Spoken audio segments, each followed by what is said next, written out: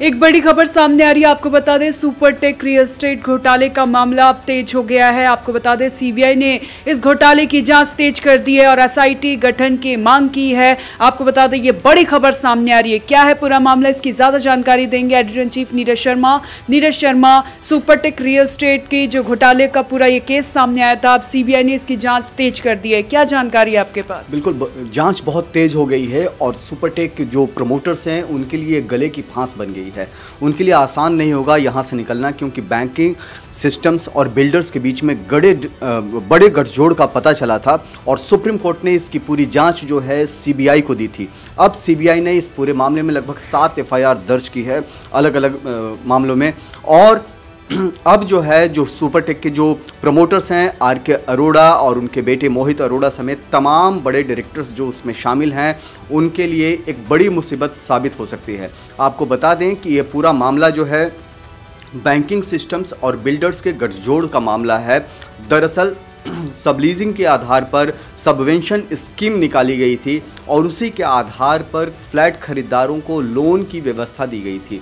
उसमें दावा किया गया था कि जो बिल्डर्स हैं वही लोन की ईएमआई भरेंगे, लेकिन बाद में जब बिल्डर डिफ़ॉल्टर होने लगा तो लोन की जो ईएमआई थी वो सीधे सीधे फ्लैट खरीदारों पर पहुंच गई और बैंक जो है भले ही बिल्डर के कहने पर लोन दिए हो, लेकिन उसकी ईएमआई की जो वसूली थी वो आम फ्लैट खरीदारों से करने लगे थे।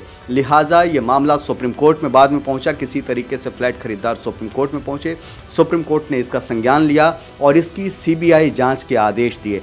और जब पूरी तस्वीर सामने आई तो अभी तक पता चला है कि 5,000 करोड़ से ज़्यादा का जो लोन है वो सुपरटेक ने इस तरीके से जुटाए हैं सबवेंशन स्कीम के नाम पर। 5,000 करोड़ बहुत बड़ा अमाउंट है और ये स्कीम्स के तहत जो है फ्लैट खरीदारों से उनके नाम पर लोन लिया गया और फिर उन्हें बाध्य किया गया लोन की ईएमआई चुकाने के लिए। सबसे इम्पॉर्टेंट इसमें यह है कि जो फ्लैट खरीदार हैं, कई हज़ारों की संख्या में ऐसे फ्लैट खरीदार हैं जिनके फ्लैट तक अभी तक उनको नहीं मिले हैं। तो आप इससे अंदाज़ा लगा सकते हैं कि फ्लैट खरीदारों पर किस तरीके की मानसिक बोझ पड़ रहा है और उनकी जेब पर बोझ पड़ रहा है कि ना उनको फ्लैट मिले, ना उनको घर रहने को मिला, वो किराए के घर में रहने को मजबूर हैं। बहुत बड़ा अमाउंट अपना इन्वेस्टमेंट का दे रखा है, साथ ही साथ लोन के लिए भी उनको बाध्य किया गया और उसके ईएमआई को भरने के लिए भी बाध्य किया जा रहा है। इससे आप अंदाज़ा लगा सकते हैं कि ये कितना बड़ा नेक्सस है। बेसिकली जो शुरुआती जानकारी जो सामने आई है कि जो बैंक्स हैं, बैंक्स के बड़े अधिकारियों और बिल्डर की मिली भगत से ये पूरा सिस्टम जो है सामने आया और लोगों को फंसाया गया, फ्लैट खरीदारों को फंसाया गया। और अब जब फ्लैट खरीदार फंस गए तो फिर उनसे लोन की उगाही भी शुरू हो गई। तो एक तरफ बिल्डर की बल्ले बल्ले थी, दूसरी ओर बैंकिंग सिस्टम्स की बल्ले बल्ले थी। दोनों ओर से फ्लैट खरीदारों को मारा गया, उन पर लोन का चढ़ा दिया गया। लेकिन अब सुप्रीम कोर्ट के इंटरवेंशन से इस पूरे मामले की अब जांच की जा रही है और पता किया जा रहा है कि वो कौन से बैंकिंग के अधिकारी थे जो इस घोटाले में शामिल रहे हैं। जैसा मैंने आपको बताया साक्षी कि लगभग 5,000 करोड़ से भी ज़्यादा का सबवेंशन स्कीम का बड़ा घोटाला सामने आया है और 5,000 करोड़ से भी ज़्यादा के जो लोन है वो सुपरटेक ने आम फ्लैट खरीदारों के नाम से उठाया।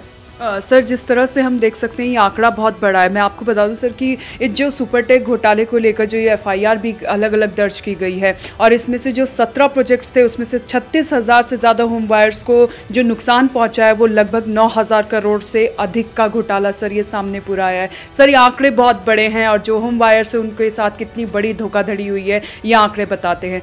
और क्या जानकारी है आपके पास इस पूरे मामले को लेकर? देखिए, अब जब सुप्रीम कोर्ट की इंटरवेंशन से जब सीबीआई ने मामले की जांच की है तो सीबीआई को खुली छूट मिली है और इसी खुली छूट के तहत अब हरियाणा और उत्तर प्रदेश के डीजीपी को सीबीआई ने एक चिट्ठी लिखी है और चिट्ठी लिख करके अधिकारियों की डिमांड की गई है। ये वो अधिकारी होंगे जो सीबीआई के साथ काम करेंगे और इस पूरे मामले की पड़ताल करेंगे, जिसमें कई 12 डिप्टी एसपी की बात सामने आई है, 20 से ज़्यादा इंस्पेक्टर्स की बात सामने आई है, कई महिला और पुरुष पुलिसकर्मियों की बात सामने आई है, क्योंकि वो डिमांड इसलिए किया जा रहा है कि पूरे घोटाले की जांच के लिए एक एसआईटी का गठन किया जाएगा और यही एसआईटी आगे की पूरी जांच करेगी।